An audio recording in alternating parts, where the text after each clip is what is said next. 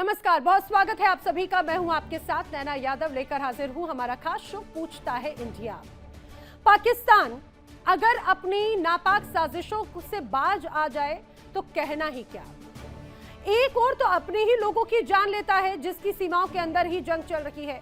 BLA ने पाकिस्तान की सेना का बुरा हाल तो कर रखा है, इसमें कोई शक नहीं, लेकिन दूसरी तरफ वहां पर आतंकवादी खुलेआम साजिशें रच रहे हैं। और साजिशें भी किसके खिलाफ समझिए, भारत के खिलाफ। जबकि वो बखूबी जानते हैं कि जब जब भारत से टकराते हैं चूर चूर हो जाते हैं, चकनाचूर हो जाते हैं। ऑपरेशन सिंदूर के घाव अभी तक उनके भरे भी नहीं। एक बार फिर से वही गीदड़ भपकी या फिर वही ऐसे ख्वाब देखने की कोशिश कर रहे हैं जो बड़ी साजिशें रचने की तैयारी में है।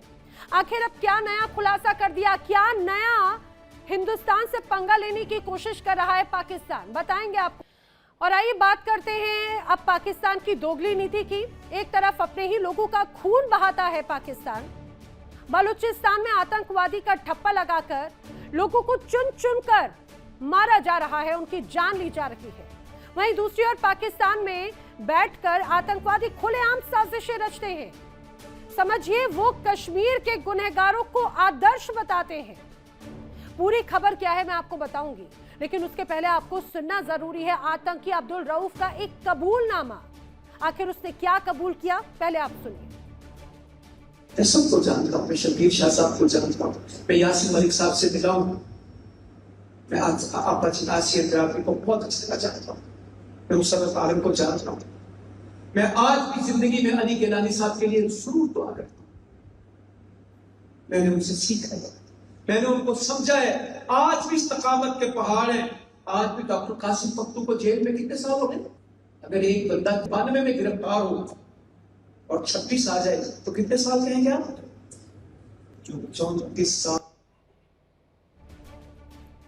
तो सुना आपने, ये यूएस डेजिग्नेटेड आतंकी है, आतंकी अब्दुल रऊफ। कश्मीर के अलगाववादियों से कितना करीबी रिश्ता है इसका, ये बताने के लिए काफी है कि कश्मीर में आतंक का रंग घोलने के लिए साजिशें पाकिस्तान में रची जाती हैं हमेशा से।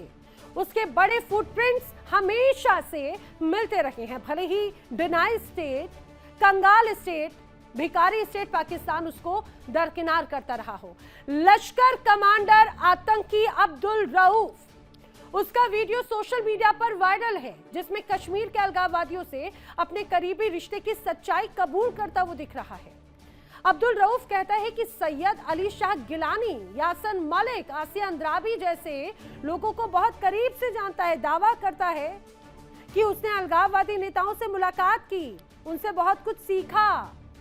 अब समझिए, उधर बलूचिस्तान लिबरेशन आर्मी यानी बीएलए ने एक बार फिर से एक वीडियो जारी कर दिया जिसके जरिए उसने पाकिस्तानी सेना को पहुंचाए गए नुकसान को दिखाने की कोशिश की। अब ये जो वीडियो जारी किया गया, उस वीडियो में पाकिस्तान की सेना पर जो हमले किए गए, आईईडी हमले, उनकी तस्वीरें दिखाई गई। इन हमलों को बलूचिस्तान के अलग अलग इलाकों में अंजाम दिया गया था।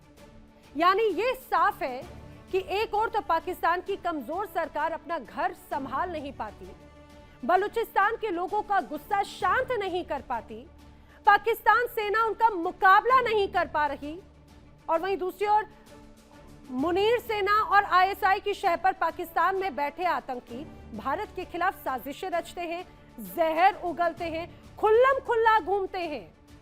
और इसके पहले हमने यही आतंकी अब्दुल रऊफ का एक वीडियो दिखाया था, फतिहा पढ़ रहा था वो आतंकी, वो जो तमाम कई लोग मारे गए थे, और उस आतंकी अब्दुल रऊफ के साथ में पाकिस्तान की फौज बड़ी संख्या में खड़ी हुई थी, लेकिन वो उनको आतंकवादी नजर नहीं आते। ये तस्वीर जरा देख लीजिए, ये आतंकी नजर नहीं आएगा, नजर आएगा बलूचिस्तान का वो युवा जो अपने खिलाफ हो रहे अत्याचार के बाद में जब आवाज बुलंद करता है तो चुन चुन कर मारा जाता है, और उन्हें पाकिस्तान की ये सेना आतंकी कहती है, लेकिन आतंकियों को गले लगाती है। अब बड़े सवाल, क्या पाकिस्तानी हुकूमत और मुनीर की सेना पूरी तरह से बेनकाब नहीं हो गई?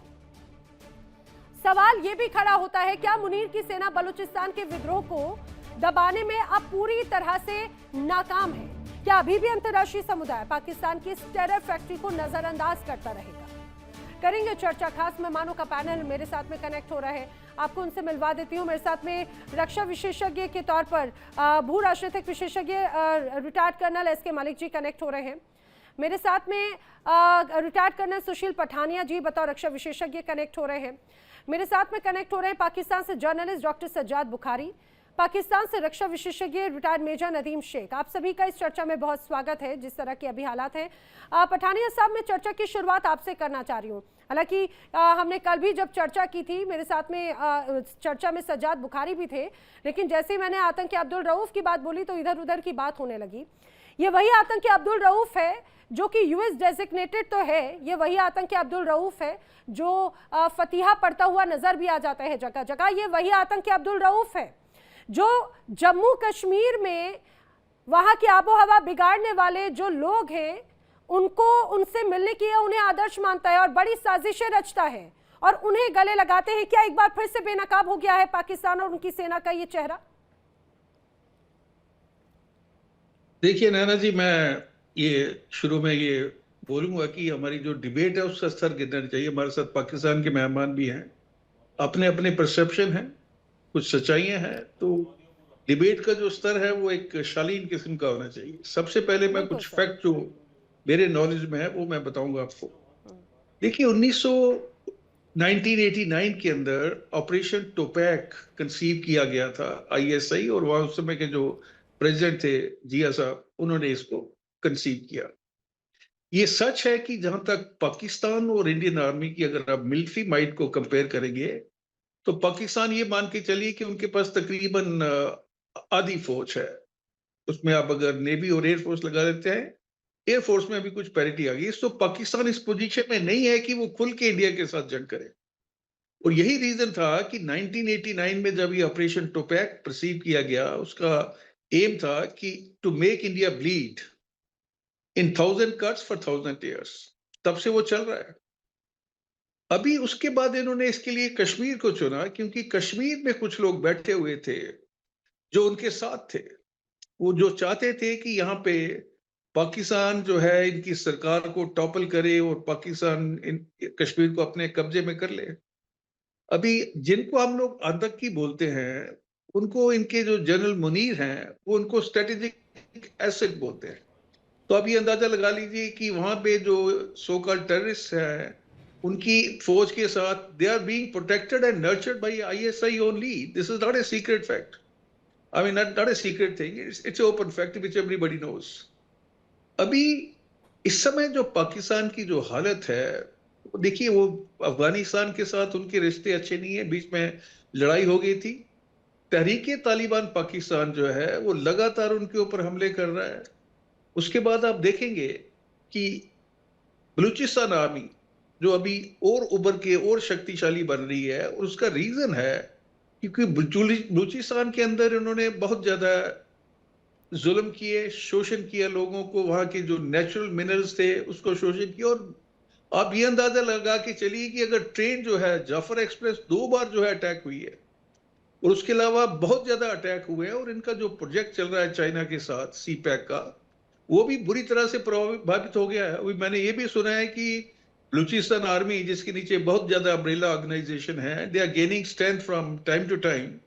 दे are planning a naval force also, ताकि गवादर जो एयरपोर्ट है उसके ऊपर वो अटैक कर सके in a place of their own choose.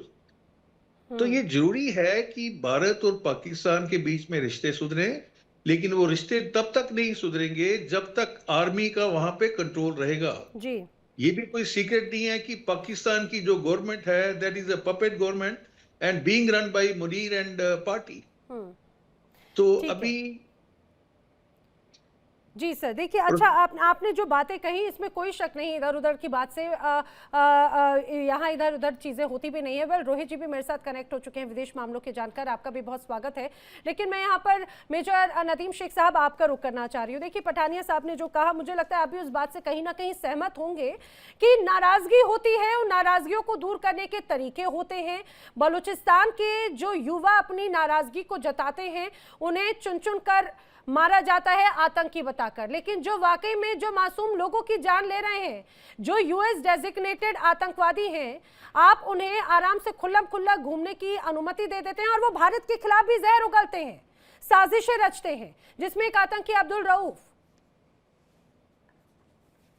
देखिए, बलूचिस्तान का जहां तक ताल्लुक है तो हम उनसे मुकम्मल बातचीत करते हैं। जो भी लोग हमसे बातचीत करना चाहते हैं उनको बुलाते हैं। इवन उनके जो कुछ टेररिस्ट जिन्होंने हथियार फेंके और बाद में आके हमसे मिले, हमने उनको मीडिया पर भी पेश किया और उनको अप्रिशिएट भी किया और उनके साथ उनकी जो ग्रीवेंसेस थे उसको सुना और एड्रेस भी किया। इस वक्त बलूचिस्तान, मैंने आपको बताया कि 44% ऑफ पाकिस्तान का लैंड एरिया है और वहाँ पे जो पॉपुलेशन डेंसिटी है वो अगर कोयटा को हटा दे तो 6% पर स्क्वायर किलोमीटर डेंसिटी है। 6 आदमी 1 स्क्वायर किलोमीटर में पाए जाते हैं, जबकि बॉम्बे का अगर आप ले लें तो 27,000 लोग हैं 1 स्क्वायर किलोमीटर में, अगर आप गूगल करेंगे तो बहुत ज़्यादा आबादी नहीं है, बहुत थोड़ी आबादी है। और बलोचियों की भी आदाद टोटल 45 लाख के करीब है, उसमें से ये चंद हज़ार हैं जो ये हरकतें कर रहे हैं और उनके साथ बातचीत करने को तैयार है। गवर्नमेंट ने कई दफ़ा बुलाया। हम उनको टारगेट करते हैं जो मासूम लोगों को टारगेट करते हैं, जिन्होंने यहाँ पे दहशतगर्दी फैलाते हैं, बैंकों की रॉबरी करते हैं, एटीएम मशीन्स को ये खींच के निकाल लेते हैं, बॉम्बिंग करते हैं, रॉकेट्स मारते हैं, चाइनीज और फॉरेनर्स को ये टारगेट करते हैं ताकि इस एरिया में, ये जो रीजन है इसको हम डेवलप करना चाहता है पाकिस्तान, क्योंकि ये मिनरल रिच है और इसको पाकिस्तान डेवलप करना चाहता है। ग्वादर पोर्ट बनी है, कोस्टल हाईवे बनी है, बहुत आरसीडी हाईवे है, सारी पाकिस्तान ने डेवलपमेंट की है। तो ये उसको रोकना चाहते हैं और वहां पर ये अमन अमान का, नुक्से अमन का मामला क्रिएट करते हैं। जहां तक मामला कश्मीर का है, पहले तो जैसे पठानी साहब ने कहा कि आपस में ताल्लुकात होने चाहिए इंडिया पाकिस्तान के, बिल्कुल CBMs होने चाहिए, कॉन्फिडेंस बिल्डिंग मेजर्स होने चाहिए और दोनों मुल्कों को आपस में करीब आना चाहिए, तो ये चीजें भी खत्म होती जाएंगी। लेकिन एक बात आप भी अपने जहन में बिठा लें कि देखें, आजाद कश्मीर जो पाकिस्तान के पास है हम उसको आजाद कश्मीर कहते हैं। जो कश्मीर का हिस्सा आप लोगों ने कब्जे में लिया हुआ है उसको हम इंडियन हेड कश्मीर अच्छा, कहते मतलब हैं। मुझे लग रहा है मेजर नदीम शेख साहब, आप तो शायद सेंसिबल बोलते हैं, हमने कब्जे में लिया। अरे भाई, पेपर पे जो रहा उसके बाद में कौन से कबीले भारत की सीमा में दाखिल हुए, कौन से कबीले अंदर तक आए थे, करगिल के वक्त में किन्हें खदेड़ा गया था। मतलब मैं आपसे तो कम से कम मुझे लग रहा था कि आप शायद इस बात को सेंसिबल वो बताएंगे, लेकिन आपसे तो उम्मीद नहीं थी सर। ये 47 में डिसाइड हुआ था कि जो मुस्लिम मेजॉरिटी एरियाज हैं, ठीक है, वो पाकिस्तान में शामिल होंगे। तो उसके अंदर ये कश्मीर जो था, ठीक है, ये प्रिंसलेस स्टेट था, तो लेकिन इसका जो रूलर था वो हिंदू था, ठीक है, महाराजा गुलाब सिंह। और उसने भी उस वक्त तक एक्सेशन का डिसाइड नहीं किया था जब हमें पता चला मुसलमानों को कि ये तो अगेंस्ट दी जो मुस्लिम मेजॉरिटी की विल है उसके अगेंस्ट ये कोई एक्सेशन करना चाहता है नेहरू साहब के साथ, तो फिर ये मकबूजा कश्मीर और आजाद कश्मीर का कॉन्सेप्ट हम लेकर आए। अब आज जब आप नहीं, लेकिन मेजर नदीम शेख, यही तो बात है, मैं बताऊं, दरअसल यही तो एक बहुत बड़ी वजह है जो आप बड़े मिस परसेप्शंस लोगों को बांटते रहे हैं और यही वजह है कि लोगों के मन में नफरत होती रही ना। आप ये समझिए कि तब से लेकर 47 से लेकर 2026 तक अगर आज के वक्त में सबसे बड़ा कंसर्न रहा नफरत का, तो यही एक रहा, यही मानसिकता रही, यही मिसपरसेप्शन, और ये बहुत सबसे बड़ा झूठ रहा है। मैं चाहूंगी कर्नल मलिक साहब जरूर इस बात में इंटरवेन करेंगे। सर, आखिर हुआ क्या उस समय और क्यों आज के वक्त में ये आतंकी अब्दुल रऊफ जैसे लोग, हाफिज सईद जैसे लोग, मौलाना मसूद अजहर जैसे लोग, या एक बड़ी लंबी फहरिस्त है, वो अभी भी उसी चीज को बेच कर अपनी दुकानदारी चलाते हैं। और बाकी सब तो छोड़िए, हमारे पाकिस्तानी जो गेस्ट है मेजर साहब, उनकी भी तरफ से यही एक बड़ा मिसपरसेप्शन क्रिएट किया गया है। नैना जी नमस्कार और सभी दर्शकों को सादर नमस्कार और थैंक यू वेरी मच। कई दिनों के बाद आपसे जुड़ने का मौका मिल रहा है। नैना जी, ये बात बिल्कुल भी इसमें को तो संदेह ही नहीं है कि जिस तरह से पिछले 80 साल में जो खेल चल रहा है राजनीति का और एक टेरर फंडिंग का चल रहा है, उसने इस पूरे गेम को बिगाड़ा है। देखिए, एक बात सुनिए, मुझे ना सीधे सीधे बोलने की आदत है, घुमा फिरा के मैं बोलता नहीं। 3 पॉइंट है। पाकिस्तान की आर्मी जब तक वहां पर इस पोजीशन में है और जब तक डेमोक्रेसी नहीं आएगी कोई बातचीत हो ही नहीं सकती। पास्ट में कोशिश की गई है, उन सब का रिजल्ट नल एंड वॉइड और 0/0 ये रहा है। दूसरी बात यह है कि वहां के जो एक तरह से जो धार्मिक शिक्षा है, धार्मिक शिक्षा मतलब इस्लाम की शिक्षा से मैं जुदा करता हूं।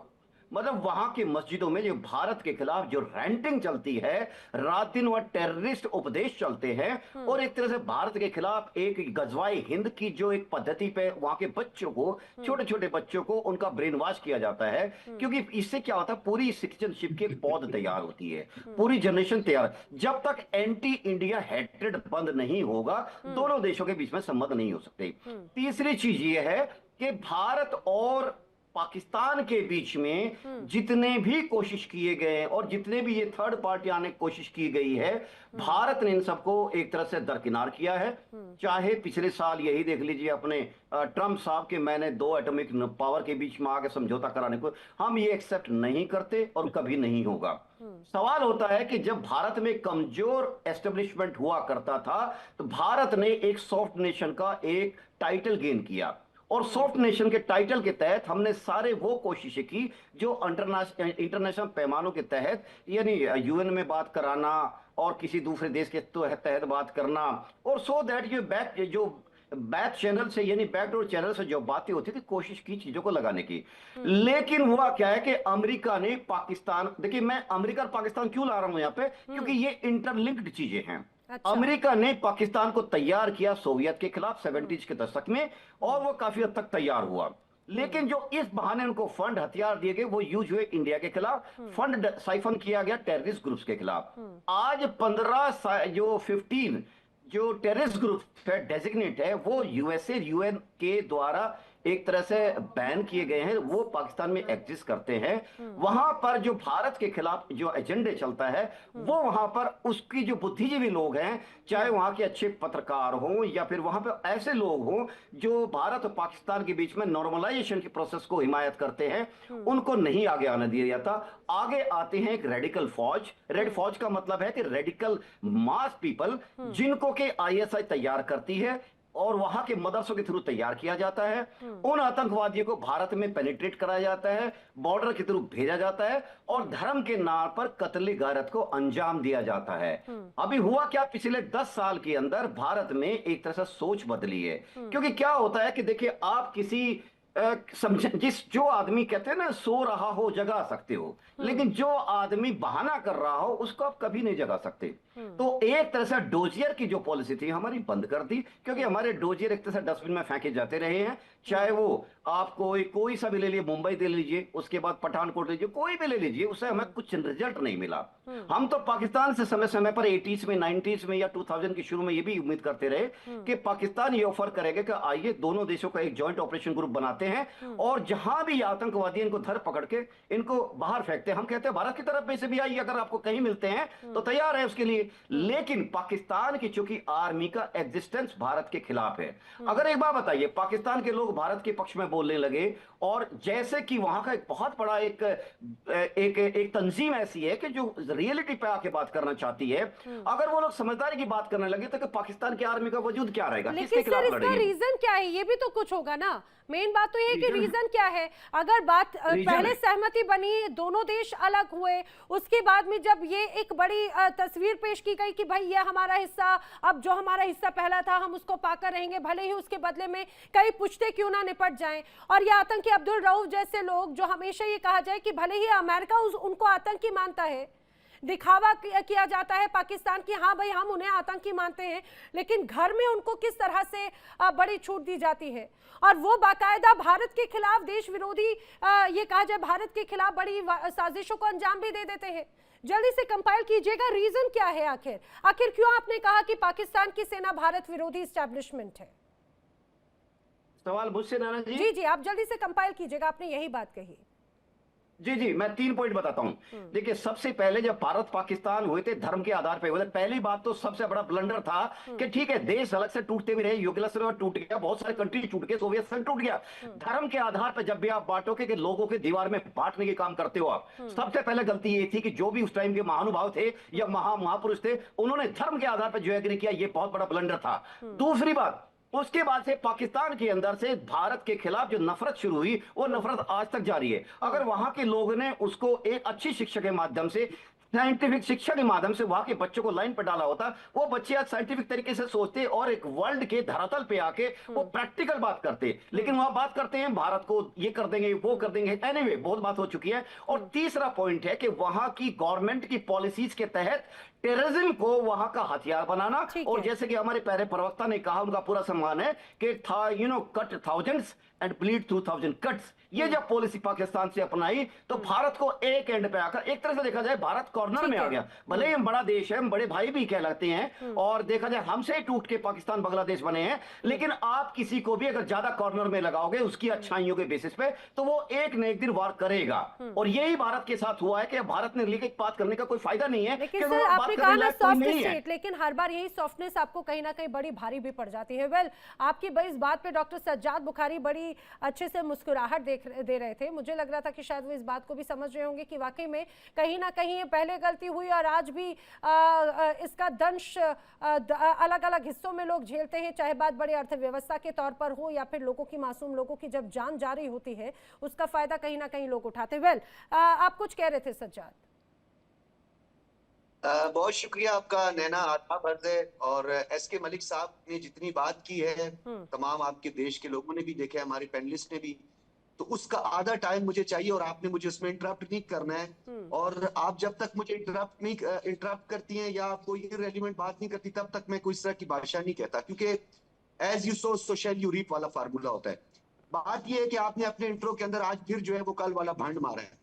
मैंने आपको कहा था, मैंने जाके तहकीक की कि आपकी जो ये वीडियो है ना जिसमें आप मौलवी रऊफ साहब का जिक्र कर रही हैं, ये गुजरावाला में हमारे एक पाक फौज का शहीद था जिसको हमने उसके जिस्ते खाकी को पाकिस्तान के सब जिलाली परचम में लपेट के हम उसको, उनके वालिदैन पेरेंट्स भी वहां पे खड़े हैं, तो हमने उनको सर फखर से बुलंद करके हमने उनकी तदफीन की थी। वहां पे आपने लाकर एक वीडियो जो है कॉपी पेस्ट कर दी वहां पे। अच्छा। और फिर मैंने आपको कल भी सवाल आपके सामने रखा था कि आप जब नमाज जनाजा पढ़ाया जाता है तो लोग बड़े एहतराम से सर नीचे करके खड़े होते हैं। कोई आजू बाजू निकल रहा है, कोई दाएं निकल रहा है, कोई बाएं निकल रहा है, तो AI जनरेटेड वीडियो जो है वो मैंने कल आपकी एक्सपोज की थी, आपने जवाब नहीं दिया। अब आते हैं एसके मलिक साहब की तरफ। सुन लेना। अच्छा, नहीं मतलब मैंने देखिए अभी तो आपको इंटरव्यू नहीं किया, मुझे नहीं पता। बिल्कुल ये वही आपने कुछ समय पहले कहा था कि ऑपरेशन सिंदूर में जो आपने बड़ी डिजिटल और AI वॉर लड़ी, शायद ये आप उसी का जिक्र कर रहे होंगे, आपकी एक्सपर्टीज है उसकी।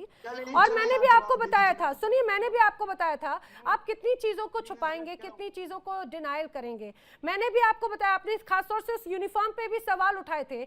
मैंने तो आपको ये भी बताया विशेष रूप से military police, corps of military police का एक तरह से एक उसकी शाखा होती है, ये उनकी यूनिफॉर्म थी, पूरी डेटा निकलवाया था। वेल, इतना वक्त नहीं था कि मैं आपके साथ में उस पर चर्चा करती। शायद आपको नहीं आइडिया होगा, मेजर नदीम शेख साहब को उसका जरूर आइडिया होगा आखिर क्या तस्वीरें होती हैं। लेकिन ये जो आतंकी है, आतंकी अब्दुल रऊफ, उसको तो आप गले लगाते हैं ना भाई, उसके पीछे ये क्या बड़ा प्रोटेक्शन दी जा रही है क्या पाकिस्तान सेना की तरफ से? चले अभी नैना आप टाइम ना जाया करें ना अपने, क्योंकि हम आपके मेहमान हैं। चलिए, आपको वक्त जाया का अगर अर्थ पता है तो बताइए। जी, आप दूसरे देश के लोगों को ज्यादा टाइम दिया करें ना, थोड़ी ये आपको पता है कुछ मॉरल वैल्यूज भी होती हैं, उसको भी थोड़ा सा मौजूद से खाते रखा करें। अच्छा, दूसरी बात ये कि एसके मलिक साहब जो थे वो अभी थोड़ी देर पहले उन्होंने बहुत लंबी चौड़ी राम कहानी अपने देशभक्तों को सुनाई है। मुझे तो लग रहा था कि अभी आप हाथ बांध के बैठ जाएंगी, बाकी पैनलिस्ट भी हाथ बांध के बैठ जाएंगे। एक तो उन्होंने झूठ बोला, झूठ भी तोल तोल के बोला है, लपेट के उन्होंने जो है ना वो मारे हैं झूठ। तो मैं सिर्फ एक बात यहाँ पे ये कहूंगा कि आतंकी की पहले डेफिनेशन और इंटरप्रिटेशन जाए।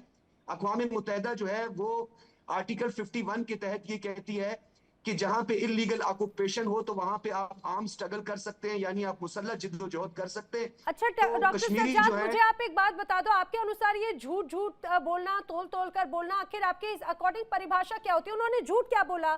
क्या पाकिस्तान हिंदुस्तान से अलग होकर नहीं बना? क्या ये झूठ बोला? आप क्या पहले से ही संसार के अस्तित्व में थे, भारत दुनिया के नक्शे पर थे?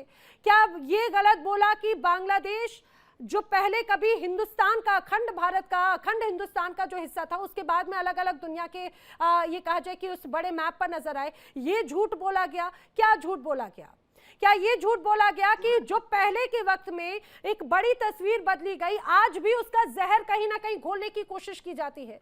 क्या झूठ परोसना चाहते हैं आप? कुर्रे अर्ज के कयाम के बाद जो है बहुत सारी बड़ी बड़ी रियासतें बट गई, तकसीम हो गई, उन्होंने अपनी आजादियां हासिल की, आपसे छुटकारा हमने हासिल किया।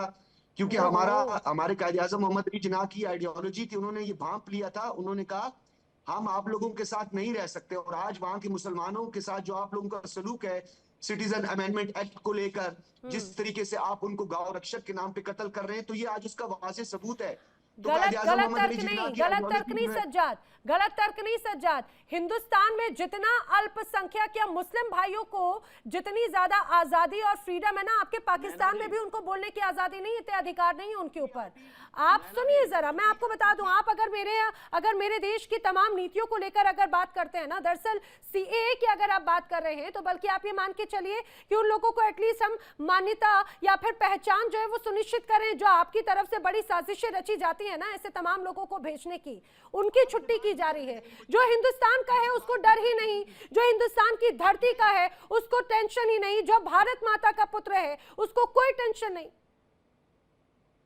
आप जो है एसके मलिक साहब की बात में आपने इतना उन्होंने झूठ बोला, मुझे बार बार बोलने का दिल कर रहा था, मैंने नहीं झूठ बोला। क्या बोला? अरे झूठ क्या बोला? आप झूठ का पुलिंदा बांधेंगे और मैं आपको सहमति के साथ में बोलने की अनुमति दूंगी? ये तो बिल्कुल नहीं चल पाएगा मेरे इस डिबेट में। झूठ में क्या आपत्ति? अच्छा चलिए, झूठ आपको क्या है, झूठ है वो काउंटर कर लेते हैं। क्या आपने समझा? आतंकी अब्दुल रऊफ को आतंकी बोला, आपको ये झूठ लगता है क्या? मैं बताता हूँ मैम, इनको झूठ मैं बताता हूँ। क्या यूएस के द्वारा 15 प्रतिबंधित सारे के सारे पाकिस्तान में है कि नहीं है? बताइए। बंबई अटैक के अंदर कसाब था, कसाब के अंदर गांव भी मालूम है ना, फरीदकोट, केयर ऑफ पंजाब के अंदर फरीदकोट, सबको एड्रेस मालूम है पूरी दुनिया के अंदर, एक तुम्हारे अलावा। और तुम आके यहाँ पे कहानी परोसने लगते हो, झूठ बोलते हैं। वक्त बिल क्यों मंजूर हुआ था? सिटीजन अमेंडमेंट एक्ट की क्या जरूरत पड़ी थी? 30 सीएए नागरिकों को नागरिकता देने का अधिकार है सजाद, लेने का अधिकार नहीं है। और हमने यहाँ हजारों, अरे आपके लोग आके हमसे मांगते हैं। 15 लाख सुनो मेरी बात, की शरीयत अदनान कौन है? अदनान सामी कौन है बताए? आपने अदनान सामी ने वक्त बिल क्यों मंजूर करवाया? वक्त बिल क्यों मंजूर करवाया? मुसलमानों की अमलात पे कब्जा मुसलमानों क्यों जो किया? ठेका सर पे लेके घूमते हो ना, पूरी दुनिया के अंदर सबसे अच्छा, सबसे खुशहाल मुसलमान भारत के अंदर है। और भारत के मुसलमान जब कहते हैं ना पाकिस्तान में, किसने कहा? टीआरटी की आईए रिपोर्ट देखिए, सीबीएस की आईए रिपोर्ट देखिए, इंसानी हकूक काउंसिल की 40 सफात पर मुश्तमिल रिपोर्ट सुनिए, देखिए। कौन सी रिपोर्ट कह रहे हो आप? बातें कर रहे हैं, किस रिपोर्ट की बात कर रहे हो आप? गुफ्तगू ना करें मलिक साहब। अरे सुनो मेरी बात, तुम्हारे यहाँ पे टेररिस्ट ऑर्गेनाइजेशन है, पैसा मिलता नहीं, है। नहीं, अरे मलिक सर ये सज्जाद की टैक्टिस होती है। सज्जाद, अगर आप रिपोर्ट्स की बात करें जनाब, आप अपने देश का हाल जरा देखिएगा। आप जरा उन रिपोर्ट्स को देख लीजिए जो आपकी अर्थव्यवस्था गर्त में जाती है। आप जरा उन रिपोर्ट्स का भी एक बार हवाला देख लीजिएगा। हिंदुस्तान में जिन्हें आप अल्पसंख्यक कहते हैं वो बहुत अच्छी बड़ी बहुतायात में है, उनकी संख्या बड़ी है, पाकिस्तान की तरह नहीं। पाकिस्तान में जो हिंदू अल्पसंख्यक हैं वो लगातार कम पे कम होते जा रहे हैं। या तो आप उनको मार देते हैं या तो वो दूसरी जगह पे भागने को मजबूर हो जाते हैं। रोहित शर्मा जी को मैं लेकर आना चाह रही हूँ। रोहित शर्मा जी, दो तर्क हो जाते हैं। एक तो बड़े खासतौर से अपनी देश की, इनको ह्यूमन राइट कमीशन की रिपोर्ट्स नजर नहीं आती पाकिस्तान की। पाकिस्तान ह्यूमन राइट कमीशन की रिपोर्ट में बलूचिस्तान में हुए कत्लेआम का जिक्र है। इस साल भी जो 2025 में बड़े स्तर पर लोग गायब हुए वो इनको नजर नहीं आएगी। और मेजर नदीम शेख साहब तो अभी भी 1947 वाले जख्मों को याद कर रहे हैं। उनको अभी भी समझ में नहीं आ रहा कि भाई वहां की जो रियासतें थी वो पाकिस्तान के साथ जाना ही नहीं चाहती थी, तो क्या उनका जो निर्णय था वो इनके लिए कोई मायने नहीं रखता?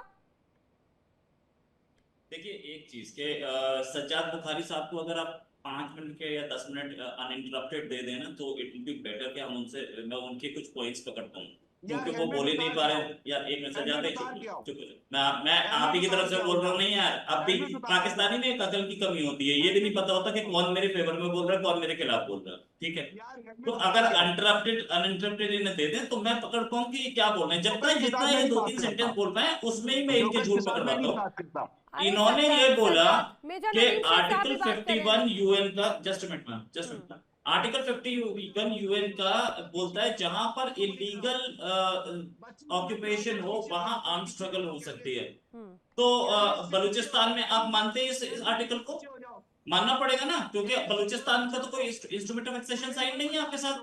कश्मीर का है हमारे पास, बलूचिस्तान का नहीं है आपके पास। बलूचिस्तान पे आपका ऑक्यूपेशन है, आप खुद मानते हैं बलूचिस्तान पे आपका ऑक्यूपेशन है। आपने आपकी आर्मी घुसी थी, आपकी आर्मी ने उसको ऑक्यूपाई किया था, ठीक है। पीछे हो जाओ थोड़ा, जिन्ना ने पीछे हो बोला, जाओ, फ्रेम नहीं जिन्ना ने बोला कि हम थोड़ा पीछे हो जाओ। हिंदुओं के साथ नहीं रह सकते, है ना। अब बात ये कि जिन्ना ने बोला कि हम हिंदुओं के साथ नहीं रह सकते, हम खुश नहीं रह पाएंगे, हमारी सेफ्टी नहीं है। बांग्लादेश क्या इंडिया से टूटा था? बांग्लादेश हिंदू थे, क्या था? आपके साथ मुसलमान खुश है तो बांग्लादेश अलग क्यों होता? और अगर इंडिया ने जबरदस्ती अलग करा दिया तो आप वो वापस इंडियन फोर्सेस जब वहां से विड्रॉ हुई तो आप दोनों एक क्यों नहीं हो गए दोबारा? भाई आपको जबरदस्ती अलग कराया था। अच्छा, बलूचिस्तान मुसलमान नहीं, बलूचिस्तान हिंदू है, क्रिश्चियन है, क्या मैं कहता हूँ वो नाइजीरिया का रिलीजन है, कौन सा रिलीजन है? खैबर पख्तूनख्वा कौन सा रिलीजन है भैया? तो आप मुसलमान सेफ है क्या? जब अहमदी हिंदू हैं, सिख हैं, क्रिश्चियन है, क्या है? तो आप उसको भूल जाइए। Jinnah has paid, Jinnah has paid and you have paid Jinnah, ठीक है। तो मुझे नहीं भाई साहब, एक चीज आपने पूछी सीए की, एक चीज आपने सज्जाद, पूछी काम की बात सीए सुन की, लीजिए। सज्जाद, पर्सनल अटैक नहीं, प्लीज, बदतमीजी नहीं जी। पूछी कि सीए की जरूरत क्या थी हमारे कंट्री अरे में, क्या मतलब आप कानून मुझे बनेगा? एथिक्स सिखाते हैं ना सज्जाद, दूसरे की बात तो सुनिए। आप तो काम की बात कर नहीं रहे, जो दूसरे कम से कम मेरे साथी इंडियन पैनलिस्ट काम की बात आपको फैक्ट बता रहे हैं, सुन लीजिए। मेजर नदीम शेख साहब भी कितनी शालीनता से यहाँ पर बैठ के बात कर रहे हैं ना जी। रोहित शर्मा जी, एक मिनट, लेट मी कंप्लीट। हाँ, तो सीएए की क्या जरूरत थी आप नहीं बताएंगे? आपका पीका एक्ट लगा, हमने कुछ बोला क्या? आप भी तो अपने जर्नलिस्ट को सीधे जेल में डाल देते, चाहे वो उसने कुछ ना किया हो।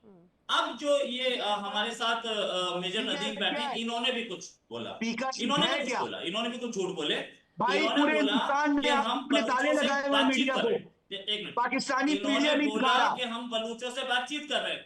क्या बातचीत कर रहे? महरम बलूच पीसफुल प्रोटेस्ट कर रही थी, जेल में पड़ी है और आज तक नहीं पता है कहां। इतने साल से उसने क्या 50 लोगों को मारा था? उसने क्या किया था? कितनी जगह हमला किया था उसने? तो महरम बलूच जेल में क्यों है? 45 लाख, इन्होंने बोला सिर्फ 45 लाख पॉपुलेशन है। आपके आर्मी चीफ आप पाकिस्तानी टीवी, आपकी पाकिस्तान की जनता नहीं देखती। पाकिस्तान के जो तमाम लोगों के बाइट्स हम सुनते रहते हैं, वो हिंदुस्तान के चैनल से पीएम मोदी की तारीफ करते करते नहीं थकते। वो कहते हैं कि भाई हमें भी पाकिस्तान में पीएम मोदी जैसा सिस्टम चाहिए। प्लीज, आपकी जनता खुद आपको नहीं स्वीकार करती। आप प्लीज, आप कम से कम मेरे रोहित शर्मा जी की बात सुनने दीजिए। मुझे बाकी गेस्ट का भी रुक करना, प्लीज, ऐसे टाइम किल नहीं करेंगे जी। रोहित जी, नदीम साहब ने बोला कि सिर्फ 45 लाख पॉपुलेशन है। आप 140 करोड़ इंडियन से लड़ने की बात करते हो, 45 लाख कंट्रोल नहीं हो रहे आपसे, आपके अपने कंट्री में। ये भी नहीं कि आपको बॉर्डर से लड़ने के लिए गोली चलानी पड़ेगी, आप अंदर तक इंटीरियर तक परकोलेट कर सकते हैं, तो नहीं कंट्रोल हो पा रहे आपसे। क्यों नहीं कंट्रोल हो पा रहे? और इस आर्मी की मैं तारीफ करूं या बुराई करूं मुझे नहीं समझ में आ रहा, जो अपने ही कंट्री में 45 लाख को कंट्रोल नहीं कर पा रहे। 1500 बलूचिस्तान के लोग आतंकी टेररिस्ट बोल देते हो ना, लेकिन वो फ्रीडम फाइटर्स हैं। फिर उसके बाद इन्होंने बोला मेजर नदीम ने बोला कि हम डेवलप करना चाहते हैं बलूचिस्तान को। 45 लाख नहीं आप डेवलप करना चाहते हैं या 45 बेचना लाख चाहते नहीं हैं? वो जो डिब्बा लेकर के आसिम मुनीर खड़े थे उसके ट्रम्प के सामने, वो मिनरल्स दिखा रहे थे, आप उसको बेचना चाह रहे हैं। आप कोई बलूचिस्तान का वहां का कोई बच्चा लेके गए होते कि देखो हमने इसको पढ़ाया, ये इसके पास रिसोर्सेज नहीं थी, इसको हमने डॉक्टर बनाया, इंजीनियर बनाया, एमबीए कराया, इसको हमने आगे साइंटिस्ट बनाया। नहीं, आप मिनरल्स लेके खड़े थे और वो भी ट्रम्प के सामने। एक आर्मी चीफ सेल्समैन की तरह मिनरल्स दिखा रहा था। आप बलूचिस्तान के रिसोर्सेज को बेच रहे हैं, बलूचिस्तान को बेचना चाहते हैं, कोई डेवलपमेंट करना चाहते हो बलूचिस्तान कोई चीज नहीं है, पाकिस्तान बलूचिस्तान के लोग अपनी बॉडी पे बम अच्छा लगा के मेजर खड़े नदीम होते शेख क्या? साहब, मेजर नदीम शेख साहब, एक बात का जवाब दीजिएगा। बलूचिस्तान पर कब्जा आपकी तरफ से किया गया, वहां की जनता ऐसा कहती है। मैं आपको बता दूं, जो पहले कि वो आपके साथ में आना नहीं चाहती थी, अब भले इस बात को आप दरकिनार नहीं करेंगे, ये तो आप ही की बात को एक तरह से तर्क हो गया। जम्मू कश्मीर में जो एक पूरा मसला है पाकिस्तान की तरफ से क्रिएट किया गया, क्यों? क्योंकि उन्होंने एक हिस्से को अपने कब्जे में लिया, क्योंकि आपको लगा कि भाई वो तो हमारी जागीर है। अब अगर बलूचिस्तान के लिए भी तो यही हालात है, वो नहीं आना चाहते थे, आपने उस पर कब्जा कर लिया ना। वो तो आज भी इसी बात को लेकर आवाज बुलंद करते हैं, आखिर उनकी आवाज को क्यों नहीं सुनते आप? देखिए, बलूचिस्तान पाकिस्तान का इंटीग्रल पार्ट है, एक प्रोविंस है, अल्हम्दुलिल्लाह। ये तो फिर डबल पूरा स्टैंडर्ड हो गया 45 मेजर नदीम शेख साहब। जम्मू कश्मीर को लेकर आप अलग तर्क दे रहे हैं। जम्मू कश्मीर की तो ना जनता चाहती थी, ना उस समय की रियासत जो थी वो पाकिस्तान के साथ कभी नहीं जाना चाहती थी। आपने उसे एक अपना सब्ज बाग बना लिया। बलूचिस्तान की जनता चीख चीख कर कहती है, लेकिन कान में पता नहीं कौन सा तेल डालकर बैठे हैं जो सुनना नहीं चाहते। कि बलूचिस्तान इंटीग्रल पार्ट है, 45 लाख पॉपुलेशन है, वाह वाह लेकिन वाह सिर्फ 4500 लोग जो हैं वो पाकिस्तान के खिलाफ लड़ रहे हैं, वो भी इंडियन प्रॉक्सी है। अच्छा, जहां तक मकबूजा हाँ, कश्मीर उसमें का से आधे ताल्लुक से है, ज्यादा जो इंडियन होते है। हैं, आधे से ज्यादा जो होते हैं वो तो आवाज बुलंद भी नहीं कर पाते, आप उन्हें निपटा देते हैं। वहां पे किल एंड डंप की जो तमाम रिपोर्ट्स आती हैं वो यही तो दर्शाती हैं। देखिए, इंडियन हेल्ड कश्मीर दुनिया में सबसे ज्यादा इस वक्त अगर फौज डिप्लॉयड है तो वो आपके इंडियन हेल्ड कश्मीर में है। तकरीबन 10-11 लाख की फौज आपने क्यों अरे रखी क्योंकि हुई हमें है? हमारे पड़ोसी पर भरोसा नहीं है ना, हम बखूबी जानते हैं, या ये हम कहें कि हमें पूरा भरोसा है कि वो वहां पे कुछ ना कुछ ऐसी बड़ी घटनाओं को या साजिशों को अंजाम देता है। जो आतंकी को गले लगाता है, जो आतंकी को अपने बगल में बैठाता है, जिन्हें कॉमन फैमिली मैन कहता है, एक डेजिग्नेटेड आतंकी को, आखिर उनसे क्या उम्मीद रखेंगे हम? पठानिया जी, आखिर क्या कोई उम्मीद नजर आएगी? अभी भी वही बात जो यहाँ पर मेजर नदीम शेख साहब कह रहे हैं। देखिए Naina ji, we must look into history sometime. 47 से पहले जब जम्मू एंड कश्मीर स्टेट थी यहाँ पर, जिसके अंदर पीओके भी आता था, जिसके अंदर गिलगित बल्तिस्तान भी आता था, स्कर्दू भी आता था, सक्शिकम वैली भी आती थी, वो बहुत बड़ी रियासत थी वो। उसके बाद क्या हुआ कि जब राजा ने अपना एक्सेशन कर दिया, महाराज हरि सिंह ने, तो उनको ये अधिकार था कि वो कोई भी साइड चूज कर सकते हैं। इसी बीच पाकिस्तान ने अपने कबायली वहां भेज दिए। उसके बाद क्या हुआ नहीं नहीं, कि वो जब ये उसके पास राइट नहीं था। मुस्लिम एक मिनट, मेजॉरिटी ने पाकिस्तान के नदीम साथ साहब जाना मैं था। अपनी बात कह लूं, ये नदीम तो साहब आप, मैं बोल लूं? हाँ, मैं आपको ये बता रहा नहीं हूँ, नहीं, आप झूठ ना बोले। चलिए आप मुस्लिम बोलिए। मेजॉरिटी ने पाकिस्तान के साथ, पाकिस्तान की बाउंड्री वो बननी थी जो मुस्लिम मेजॉरिटी एरियाज थे इंडिया के, चाहे वो हैदराबाद दक्कन भी था जिसपे बाद में आपने कब्जा कर लिया, जूनागढ़ और पता नहीं सैकड़ों आपने रियासतें उनके ऊपर कब्जा कर लिया, क्योंकि वो इंडिया के बीच में आ गई। इसी तरह से आज जो ये कश्मीर था, ये Muslim majority, 99% population Muslim majority थी, और उसको सिर्फ उसका जो राजा था, जो हुक्मरान था, वो क्योंकि हिंदू था, उसने, आप देखें कि जिस वक्त उसने अकेले के फैसले पर नहीं हो सकता। यही हाल है कि यूनाइटेड नेशन हम जब गए तो उन्होंने कहा प्लेबिसाइड कराते, तो हम भी यही कहते हैं कि प्लेबिसाइड करा लें। आज भी आपने वहां 11 lakh, more than a million आपने फौज लगाई हुई है सर वहां पर, और फौज की वजह से आपने उन लोगों को सप्रेस किया हुआ है। वहां उन लोगों को अपनी लॉयल्टी साबित करते रहना पड़ती है हर वक्त, वो कोई बात नहीं कर सकते। आपने अरे उनको अरे एक मेजर नदीम लिविंग, शेख साहब, कौन से जमाने की बात कर रहे हैं आप? ये कौन से जमाने की बात कर रहे हैं? वो हालात आप पता नहीं कब की बात कर रहे हैं, और पहले भी कभी ऐसा नहीं था। सिर्फ उनको डर है जिनकी चोर की दाढ़ी में तिनका है, जो साजिशें रचते हैं, वरना जो असल में हिंदुस्तानी और जम्मू कश्मीर का बाशिंदा है वो हिंदुस्तान से प्रेम करता है, और उसकी बड़ी तस्वीर नजर आती है। रोहित जी कुछ कह रहे हैं? जी नैना जी, मैं बोल रहा था, जी जी जी तो मेरे को थोड़ा बोलने दीजिए, उसके जी बाद जी यू कैन रीबट। जी जी जी सर प्लीज ठीक है जल्दी। जी, जी हाँ। जी अभी उसके बाद क्या हुआ कि जब 1947 में जब हमारी भारत की फौज वहां पे आई, और उस समय उन्होंने जो पाकिस्तान के सो कॉल्ड कबायली थे या सपोर्टेड बाय आर्मी, उनको पुश बैक शुरू किया। उस समय इंडियन आर्मी उस पोजीशन में थी कि वो आगे भी जा सकती थी, लेकिन बीच में हमारे जो लीडर्स थे उन्होंने एक गलती कर दी और फौज को वहीं पे रोक दिया। उसके बाद ये पीओके वगैरह सिस्टम तब से बना है कि इसको आप लाइन ऑफ कंट्रोल मान के चलिए, और कोई उसके ऊपर कार्रवाई नहीं। वो हमारी गलती हुई थी। 65 में भी हमने हाजीपीर कैप्चर कर लिया था, ये वो भी उनको दे दिया था, तो उसके बारे में मैं ज्यादा बात नहीं करूंगा। जी सर जी जी जी अभी सिचुएशन ये है कि पाकिस्तान का थोड़ा वजूद देखिएगा, लेट्स बी रियलिस्टिक। इनके पास क्या है? इनके पास 6 लाख की आर्मी है, इंडियन आर्मी 12 लाख की है। इनकी आप देखिए, इनके पास इकोनॉमी क्या है, तकरीबन 10 या 15 बिलियन डॉलर। ये कर्जे में डूबा हुआ नेशन है। यूएई से कर्जा देने के लिए ये सऊदी अरेबिया से पैसे लेते हैं। लड़ाई कर सकते हैं? आपके पास ये नहीं मैं यही बोलता तो कि बात है पाकिस्तान सर, सोच लेकिन है वो फिर भी खराब शायद है, उस फैक्ट को समझ नहीं लेकिन आप पाते। लड़ाई को आप सस्टेन कैसे करेंगे? हाँ, लेकिन और सर वो डिफरेंस ऑपरेशन बहुत सिंदूर ज्यादा है, में लेकिन फिर भी उसमें आधे से ज्यादा जो है वो आतंकियों को प्रोटेक्शन में लग जाते हैं, जैसे इन तस्वीर में। जी जी, एक में रिएक्शन मैं सबसे ले रही हूँ जल्दी से। जी जी रोहित जी। आप मेरी बात सुन पा रही हैं? आप मुझे सुन पा रही हैं नाना जी? हम्म। हाँ, ये झूठ जो बोल रहे थे मेजर नदीम, इनसे पूछिए कि जितनी भी रियासतें मिली थी क्या प्लेबिसाइड हुआ था? ये यहाँ झूठ क्यों बोल रहे थे? एक में ना प्लेबिसाइड का कोई प्रोविजन था, ना किया गया था। जितनी भी रियासत थी, राजा जहां जाएगा वहीं पे वो मैंने कहा पूरी स्टेट बाद जाएगी। में, बाद ये में। झूठ बोल रहे बाद में थे। plebiscite दूसरी United चीज, Nation दूसरी में था। चीज, दूसरी चीज, बीच में मत बोलिए। दूसरी चीज, ये बोल रहे हैं 11 लाख आर्मी। अरे 14 लाख मेरी आर्मी है, उसमें से 11 लाख कश्मीर में, बाकी कंट्री में सिर्फ 3 लाख है। क्यों झूठ बोलते हो यार सुबह शाम? जी, आप जी, आईएसआई के जी। झूठ यहाँ पे आके तो मत बोलिए ना। तीसरी चीज, आपको पता सर है जी, इंडियन आर्मी श्रीनगर पे जब इंडियन आर्मी पैरामिलिट्री लैंड की है मिलाकर- तो आप एयरपोर्ट के बाहर आपके लोग लड़ रहे थे, वहां से खदेड़ के वहां ले गए जहां पे इस समय हमारा बॉर्डर है, जहां पे इस समय हमारी लाइन ऑफ कंट्रोल है, वहां तक हम लोगों ने रिकवर किया है। तो हमें किसान की कहानी मत सुनाइए आप। एक चीज बातें और, करना नहीं, आसान है। एक चीज और, बातें एक चीज और, करना आसान आजादी है। से पहले खैबर आप मुझे पख्तूनख्वा में practical चीज या बताइए। जिसे NWFP बोलते थे, तो मेरे वहां साथ कांग्रेस की बहुत गवर्नमेंट थी। बढ़िया। वो इंडिया में क्यों नहीं आया? नहीं, वो इंडिया में क्यों नहीं आया? आपने दिया तो मेरे फिर साथ वक्त तो बताना ऐसे चाहिए। अगर मेरे साथ शरीफ आदमी है, वो फौज की डिसिप्लिनरी एथिक्स के मुताबिक बात करते हैं। हाँ, तो इसको आप भी मेरे थोड़ा साथ करें सा जरा आप ये। भी थोड़ा सा एथिक्स सीख लेते ना सज्जाद।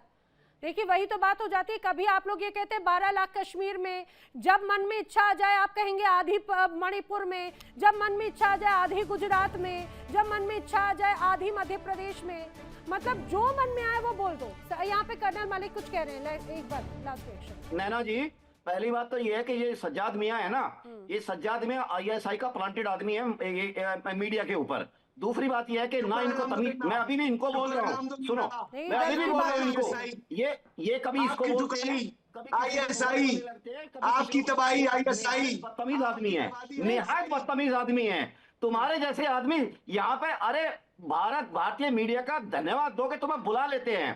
तुम्हें तमीज नहीं है बात करने की, समझ गए? और तुम निहायत ही एक, सुनो, जो मौलवी है ना, मौलवी की शिक्षा की पैदाइश हो तुम, इससे ज्यादा कुछ भी नहीं हो तुम। और तुम्हारे अंदर इतना थोतलापन है, तमीज नाम की नहीं है, इज्जत नहीं है। तुम क्या करना लाड कभी इसको बोलते हैं, इसको मेरे सामने देखिए, करो, आप लोग तुम ये जो यार एक नहीं तरीका दुश्मनी होता निकालनी है है तुम्हें। सज्जाद, अभी आप जो एथिक्स की बात कर रहे थे, कई बार वो एथिक्स भी समझना चाहिए। और आप कह रहे हैं ना कि बर्बादी, तबाही, ISI, तो वही बात है। अगर आप ISI की बात करें, पाकिस्तान की बर्बादी बन गई ISI। आप पाकिस्तान की आर्मी की तबाही बन गई ISI। पाकिस्तान की अर्थव्यवस्था की तबाही बन गई है। आपका ये जो आतंक प्रेम और ISI है ना, उसको सुधार लीजिए और भारत के खिलाफ कम कोशिशें रचिए, क्योंकि जब तक आप कोशिशें रचेंगे तब तक आपको मुंह की खानी पड़ेगी। अब मैं ये नहीं बोल सकती बिल्कुल बंद कर दीजिए, क्योंकि आपकी जो रोजी रोटी उससे चलती है, खाने के लाले पड़ जाएंगे, इसीलिए मुझे पता है वो आप करते रहेंगे। वक्त इतना ही। आप सभी मेरे साथ चर्चा में शामिल हुए, आप सभी का बहुत शुक्रिया। यहाँ पर वक्त एक छोटे से ब्रेक का। अब इंडिया डेली आपकी स्मार्ट टीवी पर भी मौजूद है। आप हमें लाइव देख सकते हैं इन सभी प्लेटफॉर्म्स पर।